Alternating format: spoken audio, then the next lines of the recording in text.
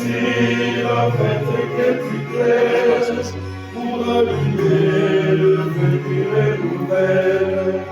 Libère-nous comme un enfant qui veut chanter Dieu vivant. Libère-nous comme un enfant qui veut chanter Dieu vivant. Nous sommes ton église, ton peuple rassemblé, ton souffle fait revivre ton cœur débaptisé.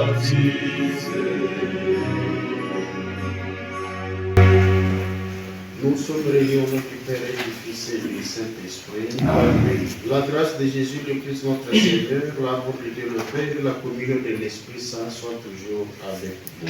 Et avec votre esprit. Frères et sœurs, préparons-nous à la célébration de cette Eucharistie en reconnaissant que nous avons péché. Je confesse à Dieu Tout-Puissant. Je reconnais devant vos frères et sœurs, et vous aussi, frères et sœurs, de prier pour moi, le Seigneur votre Dieu. Et que Dieu Tout-Puissant nous fasse miséricorde, qu'il nous pardonne nos péchés et nous conduise à la vie éternelle. Amen. Seigneur, prends pitié. Seigneur, prends pitié. Ô Christ, prends pitié. Ô Christ, prends pitié. Seigneur, prends pitié. Seigneur, prends pitié. Prions. Dieu éternel et tout-puissant, augmente à nous la foi, l'espérance et la charité, et pour que nous puissions obtenir ce que tu promets, fais-nous aimer ce que tu commandes. Par Jésus-Christ, ton Fils, notre Seigneur et notre Dieu, qui règne avec toi et le Saint-Esprit, un seul Dieu pour les siècles des siècles. Amen. Lecture de la lettre de Saint Paul apôtre Romains, chapitre 9, du 1er au 5e verset.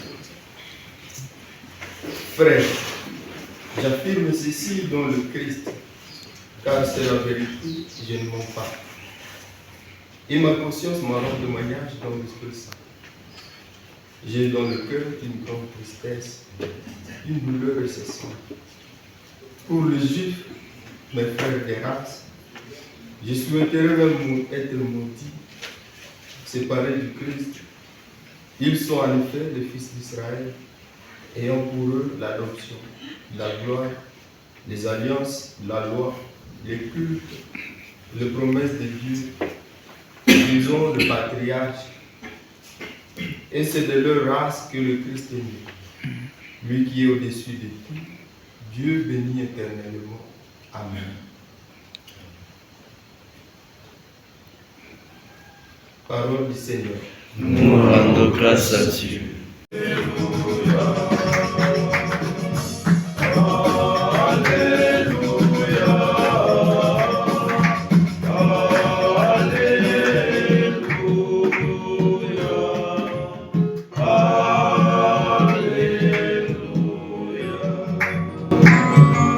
Le Seigneur soit avec vous. Et avec votre esprit. Évangile de Jésus-Christ selon Saint Luc. Gloire à toi, Seigneur.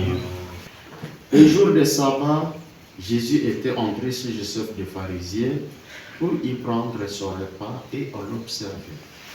Justement, un homme atteint d'hydropisie était là devant lui. Jésus s'adressa aux docteurs de la loi et aux pharisiens pour leur demander: est-il permis, oui ou non, de faire une guérison les jours de sabbat? Ils gardèrent le silence. Jésus saisit alors le malade, le guérit et le renvoya. Puis il leur dit: s'il est de vous a ce fils ou ce bœuf qui tombe dans un puits, ne va-t-il pas l'attirer aussitôt le jour même du sabbat? Et ils furent incapables de trouver une réponse. Acclamons la parole de Dieu. Gloire à toi, Seigneur Jésus. Est-il permis, oui ou non, de faire une guérison le jour du sabbat? Chers frères dans le Christ, shalom. Shalom. L'Évangile nous met en présence de Jésus qui fait preuve d'une grande liberté au milieu d'un monde religieux, replié sur le respect légaliste de la loi du sabbat. Jésus provoque ses interlocuteurs avec qui il partage le repas en leur posant une question. Est-il permis ou non de faire une guérison le jour du sabbat? Personne n'a répondu. Ils ont tous gardé le silence.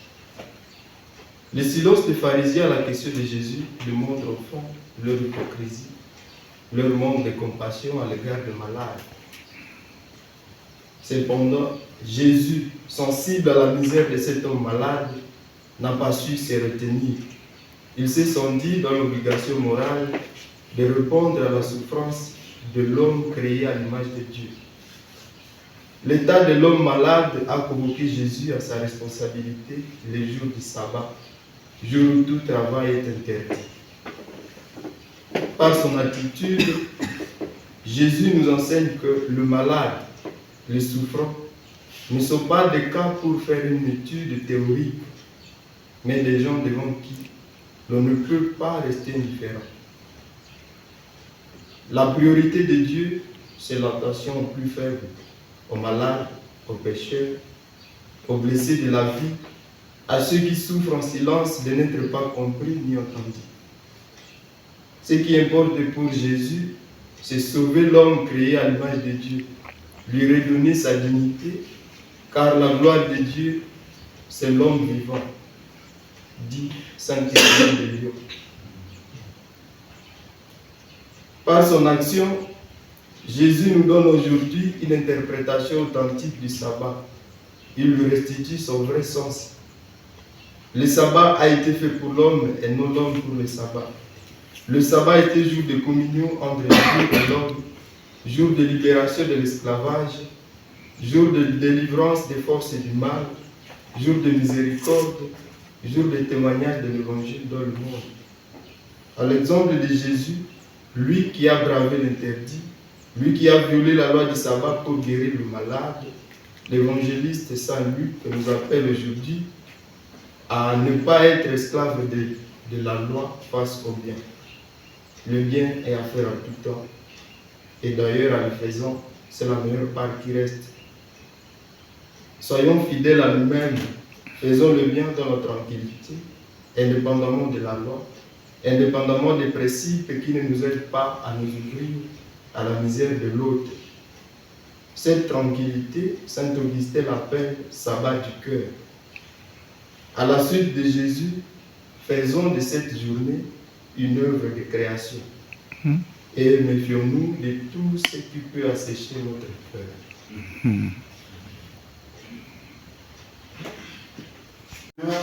Augmente en nous la force de ton action, afin que, renouvelés par le sacrement du ciel, nous soyons préparés par ta grâce à recevoir les vies qui nous promettent, par le Christ notre Seigneur. Amen. Le Seigneur soit avec vous. Et avec votre esprit. Et que Dieu Tout-Puissant nous bénisse et nous garde, le Père, le Fils et le Saint-Esprit. Amen. Alors que Dieu nous donne la paix et l'amour du Christ. Nous rendons grâce à Dieu.